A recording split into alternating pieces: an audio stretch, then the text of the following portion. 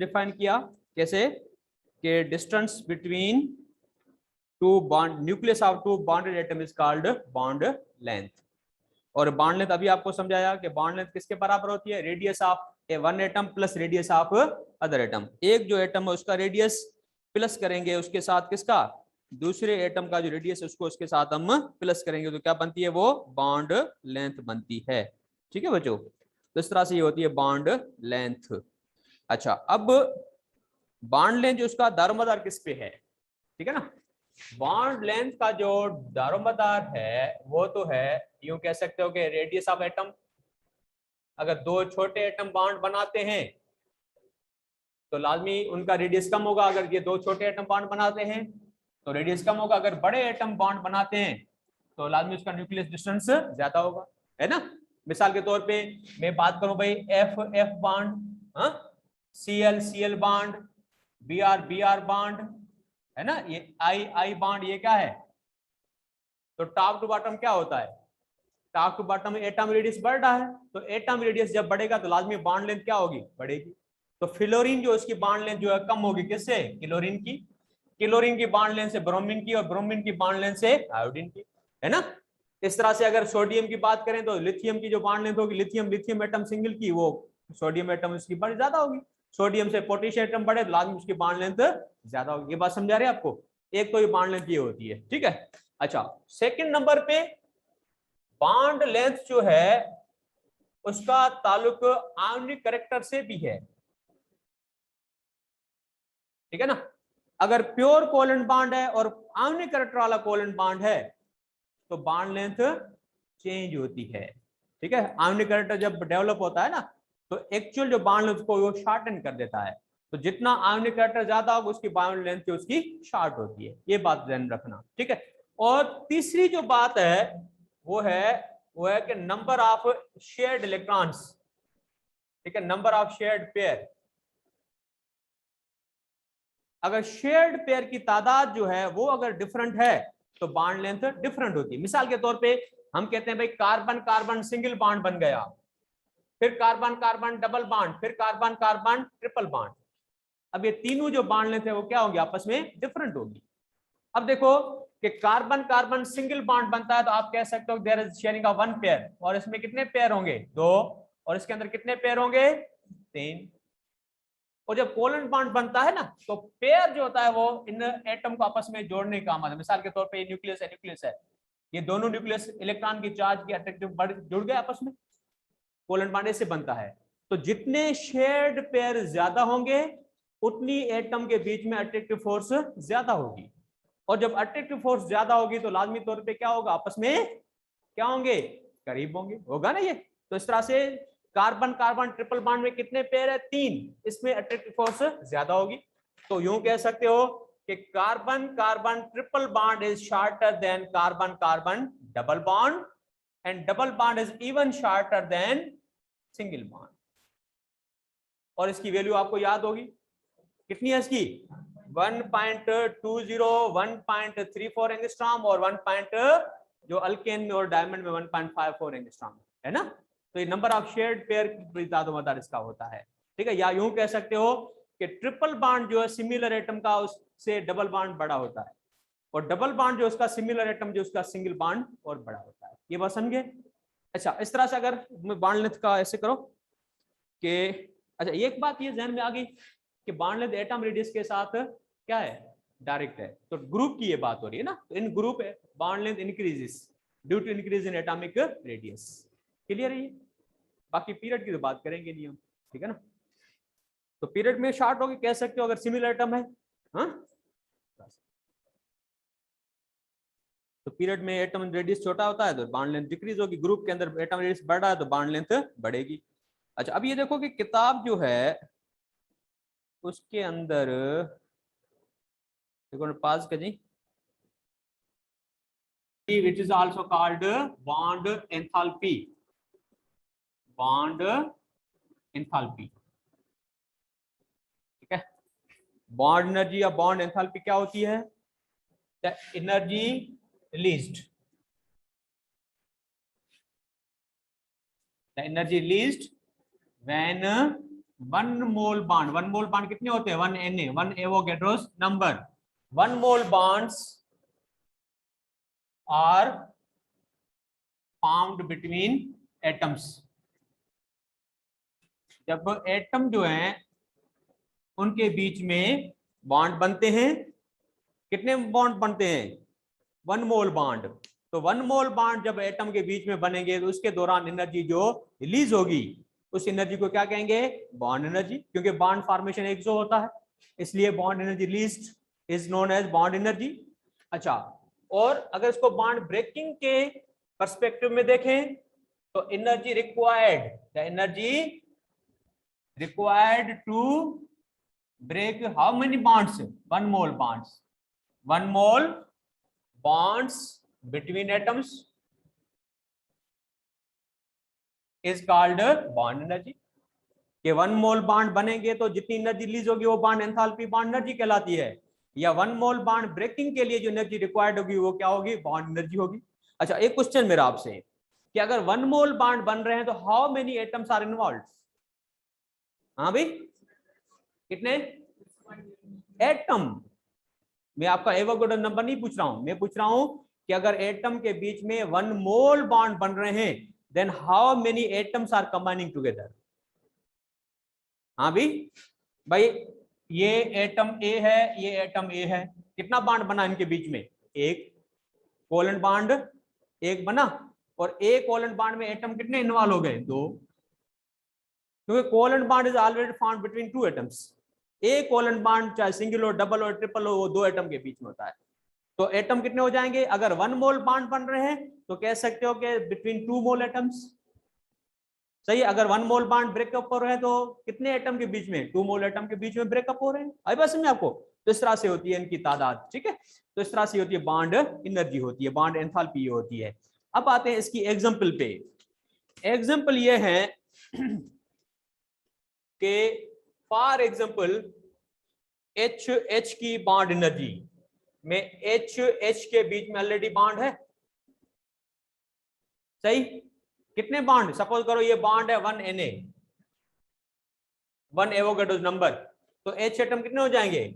H atom हो जाएंगे 2 Avogadro's number, सही है ना। तो अच्छा, तो अब इन H एटम के बीच में 1 मोल बॉन्ड मैंने ब्रेकअप करने हैं तो लाजमी इसको एनर्जी दूंगा, ठीक है। एनर्जी जब देंगे एंडोथर्मिक होगा, तो ये H एटम सेपरेट हो गए, और इनको सेपरेट करने में, इन्फिनाइट डिस्टेंस तक दूर ले जाने में जो एनर्जी खर्च होगी, bond breaking is endothermic, work must be done to break up the bond, और एनर्जी जो यहाँ पे खर्च होगी 1 मोल बॉन्ड के लिए वो लिखी हुई है डेल्टा एच, लिख रहा हूं मैं आपके सामने, ठीक है। वो है 436 किलो जूल पर मोल, या 436 किलो जूल पर मोल, सॉरी पर मोल नहीं लिख रहा हूं, किलो जूल फॉर 1 Na,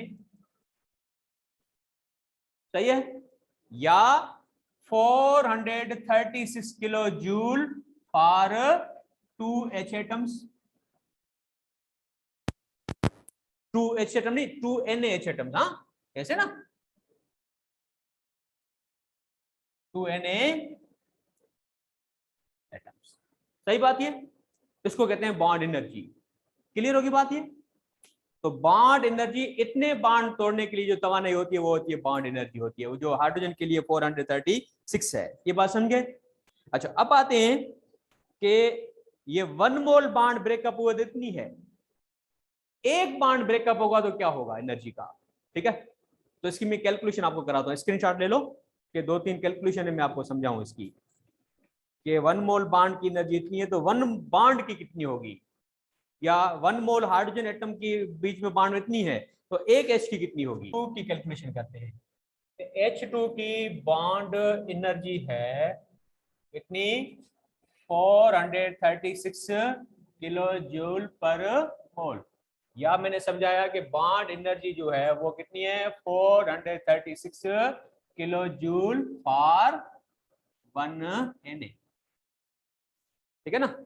इतने बॉन्ड जब तोड़ने हैं तो इतने बॉन्ड के लिए ये है। तो मैं पूछूंगा एक जो बॉन्ड है उसकी कितनी है? For 1 H bond, 1 mole bond की है वो 436 किलो जूल पर मोल है ना। तो अगर एक बॉन्ड तोड़े 1 एवोगाड्रो के लिए 6.02 के लिए इतनी है, तो एक बॉन्ड अगर तोड़ा जाए तो कितनी होगी इसकी एनर्जी? एक बॉन्ड की एनर्जी बहुत ही कम होगी। अब वो कैसे होगी? फॉर 1 H एटम वो ये है कि जैसे आपको कैलकुलेशन कराते हैं सिद्धि में 14 बट्टे रकमी के 6.02 इंटू 23 की है वो 436 किलो जूल है। तो एक की कितनी होगी? एक की होगी 436 kilo joule divided by 6.02 into 10⁻23 होगी ना। तो फॉर 1 H बॉन्ड होगी वो ये होगी कि 436 kilo joule divided by 1 Na Avogadro number 6.02 into 10⁻23। और इसका आंसर जो आता है वो आता है 72.42। अब किलो जूल नहीं होगा, जूल, सर किलो जूल, लेकिन पावर भी लेंगे साथ में, कितना? -23 kilo joule. 1 Avogadro number bond के लिए 436 किलो जूल है, एक बॉन्ड के लिए है वो है 72.42 इंटू 10⁻23 किलो जूल पर मोल। अगर एडजस्ट करोगे तो 7.2, ठीक है, वो पावर जाएंगे -22। ये बात समझे? तो यानी बॉन्ड कितने एटम के बीच, एक बॉन्ड तोड़ेंगे कितने एटम के बीच में, ठीक है ना। यानी ये एनर्जी है, आप कह सकते हो फॉर HH1 बॉन्ड, एक बॉन्ड के लिए। तो जब एक बॉन्ड है, एटम कितने इन्वॉल्व है? 2, तो हर एटम की एनर्जी इसमें कितनी कंट्रीब्यूट होगी? तो यहां पे लिखेंगे कि for 2H atoms, for 2H atom है वो 72.42 इंटू 10⁻23 किलो जूल है। क्योंकि एक बॉन्ड दो एटम के बीच में, एक बॉन्ड की एनर्जी इतनी है, तो दो एटम के बीच में बॉन्ड की एनर्जी इतनी है, तो एक एटम की एनर्जी कंट्रीब्यूशन कितनी है?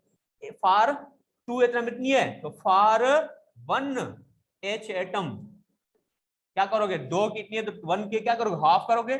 72.42 into 10⁻23 divided by 2 kilo joule. तो इसका हाफ होगा, तो हाफ इसका कितना होता है बच्चों?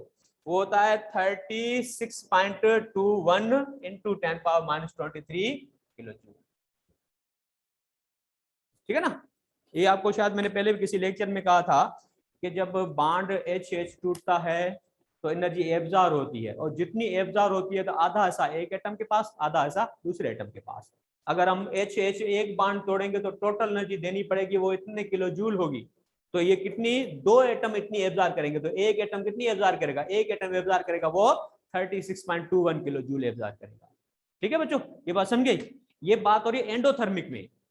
और अगर इतनी ही बॉन्ड अगर दोबारा बनाए तो ये इसकी साइन क्या हो जाएगी? माइनस, एक जो होगा। ओके, उसके बाद है सेम जो है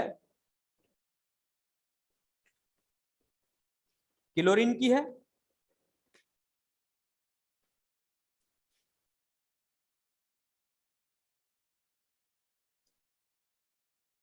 अब देखो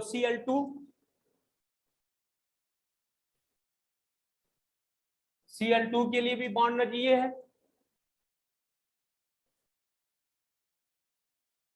ठीक है ना। तो Cl2 की जो बॉन्ड एनर्जी है वो आपके टेक्स्ट बुक में लिखी हुई है, कितनी लिखी हुई है? वो है 240, और शायद पंजाब की किताब में, फेडरल की किताब में 242 लिखा है शायद, ठीक है ना। 240 या 242 किलो जूल पर मोल, कितने एटम के लिए? अभी 1 एवोगाड्रो नंबर बॉन्ड टूटेंगे, तो 1 एवोगाड्रो नंबर या 1 Na बॉन्ड ब्रेकअप कितनी तवानाई चाहिए, ठीक है ना। कितने के लिए? या लिख रहा हूं कि 240 kilo joule for 6.02 into 10⁻23 bonds. तो फॉर 1 बॉन्ड कितनी होगी? फॉर 1 Cl बॉन्ड क्या करोगे? इससे 240 को आप डिवाइड करोगे किससे? हाँ भाई, इसको डिवाइड करोगे आप 6.02 इंटू 23 से, और इसका 1 Cl की जो बॉन्ड है एनर्जी है वो होगी 19.93 इंटू 10⁻23 किलो जूल। तो 1 मोल बॉन्ड के तोड़ने में इतनी तवानाई चाहिए, एक बॉन्ड तोड़ने के लिए तवानाई चाहिए वो 19.93 किलो जूल पर मोल। ये बात समझ गए। अब बात है कि जब 2 Cl की एनर्जी इतनी है तो 1 Cl की क्या होगी, ठीक है। अब फॉर 1 Cl के लिए क्या करोगे आप, उसका हाफ करोगे, 19.93 इंटू 10 पावर माइनस 23 डिवाइड किया 2 से, तो जब 2 से इसको डिवाइड करेंगे तो आंसर आता है इसका, हाँ भाई गणो आंसर इन दो, गलती कौन कही थे, ही गलत के हुआ, ये गलती, ये गलत करेक्शन यहाँ पे बच्चों, ये गलत किया आंसर, ठीक है ना। यहाँ पे आंसर आ रहा है, वो आ रहा है 39.87 इंटू 10 पावर 23 माइनस का, और 1 Cl के लिए ये होगा, पावर 1 से इसका हाफ करेंगे, किसका 39.87 इंटू 10 पावर माइनस 23 का हाफ किया, तो आंसर आ गया कितना 19.93 into 10 power minus 23 kilo joule. सही है, तो ये आपको याद रखना आंसर कि 1H के पास कितनी एनर्जी होती है, अनकंबाइंड H के पास, अनकंबाइंड H के पास एनर्जी होगी, वो होगी how much 36.21 into 10 power minus 23 kilo joule. Okay, अच्छा, और 1 अनकंबाइंड Cl के पास कितनी होगी 19.93 इंटू 10 पावर माइनस 23। ये बात समझे। अब कैलकुलेट करते हैं HCl की, स्क्रीनशॉट ले लो बच्चा।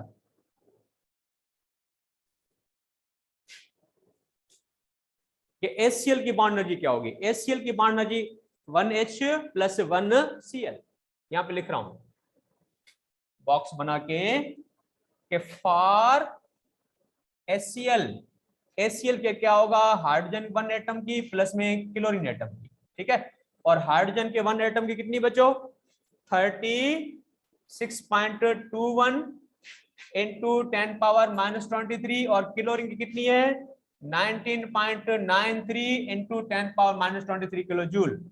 और जब इसको ऐड करेंगे तो HCl की जो कैलकुलेटेड बॉन्ड एनर्जी है कितनी है बच्चों 36.21 प्लस 19.93 56.14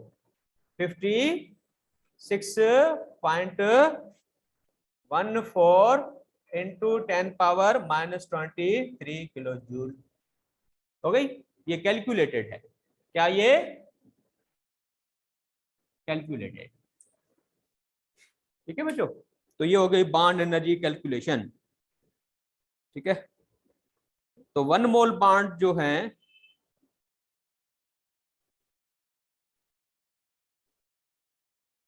तो ये 1 बॉन्ड बनेगा, तो ठीक है फॉर HCl 1 बॉन्ड। लेकिन अगर एवोगैड्रो नंबर बॉन्ड बनते हैं इसको मल्टीप्लाई करेंगे, किससे मल्टीप्लाई करेंगे फॉर 1 Na बॉन्ड, तो 56.14 इंटू 10 पावर माइनस 23 को मल्टीप्लाई करोगे आप किससे 6.02 इंटू 10 पावर 23 से, तो पावर तो कैंसिल होंगे, बाकी जो आंसर आएगा वो आएगा 337.96 किलो जूल पर मोल। तो ये बॉन्ड एनर्जी 1 मोल बॉन्ड की इतनी है HCl की, ठीक है। अब ये कैलकुलेटेड इतनी है, और एक्सपेरिमेंटली जो मेजर होती है HCl की ये कैलकुलेटेड है, और यहां पे लिख रहा हूं ऑब्जर्व जो HCl की जो बॉन्ड एनर्जी है 1 मोल के लिए वो है 431 किलो जूल पर मोल, जो कि कितनी 93.04 ज्यादा होती है। तो ये अब देखो कि HCl की जो बॉन्ड एनर्जी है या बाकी जो एलिमेंट है, बाकी जो फार्मूले हैं उनकी बॉन्ड एनर्जी का दारोमदार किस पे है, तो यहाँ पे आपके लिए पॉइंट लिख रहा हूं कि बॉन्ड एनर्जी का जो दारोमदार है, बाद में इसको चीज एक्सप्लेन करता हूं।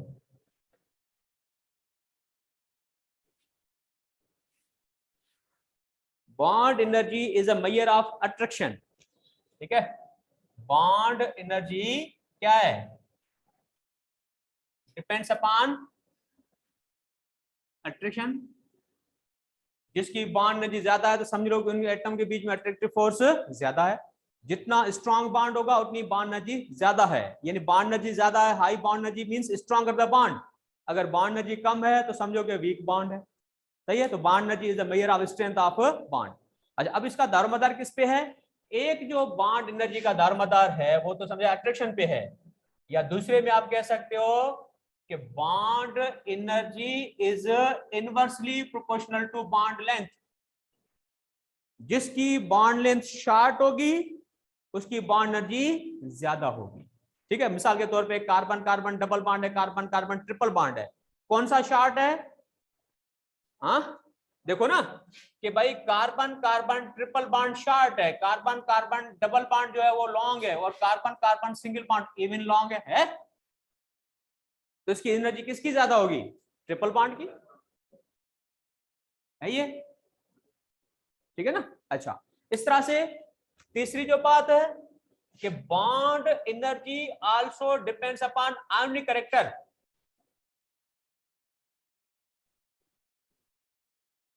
सही है बाबा? तो जिसका आयोनिक कैरेक्टर ज्यादा होगा उसकी बॉन्ड एनर्जी ज्यादा होगी। अब देखो यहाँ पे कि भाई कैलकुलेशन की थी 1 मोल HCl बॉन्ड की bond energy 337.96 kilo joule per mole, और ऑब्जर्व जो HCl की बॉन्ड एनर्जी है वो है 431 जो कि 93.01 मोर है इतनी ज्यादा। तो कैलकुलेटेड से ऑब्जर्व क्यों ज्यादा है? ऑब्जर्व ये है कि कैलकुलेटेड में हम न्यूट्रल एटम को जोड़कर आपस में इनकी बॉन्ड एनर्जी कैलकुलेट कर रहे हैं। जब इनके बीच में बॉन्ड बनेगा तो HCl में क्या होगा? आयोनिक कैरेक्टर डेवलप होगा, माने चार्जेस पैदा होंगी, और चार्जेस जितनी ज्यादा होगी उतनी अट्रैक्टिव फोर्स ज्यादा होगी, अट्रैक्टिव फोर्स ज्यादा होगी लाजमी एनर्जी ज्यादा और रिलीज होगी। तो ये जो डिफरेंस है वो किस लिए? आयोनिक कैरेक्टर की वजह से है। तो HCl में आयोनिक कैरेक्टर है, HCl का जो बॉन्ड है वो पोलर बॉन्ड है, इस पोलरिटी की वजह से जो बॉन्ड एनर्जी वो कैलकुलेटेड से ऑब्जर्व्ड ज्यादा है। तो bond energy depends upon ionic character. इसकी मिसालें ले लेते हैं इसी ग्रुप का कि HF, HCl, HBr, HI।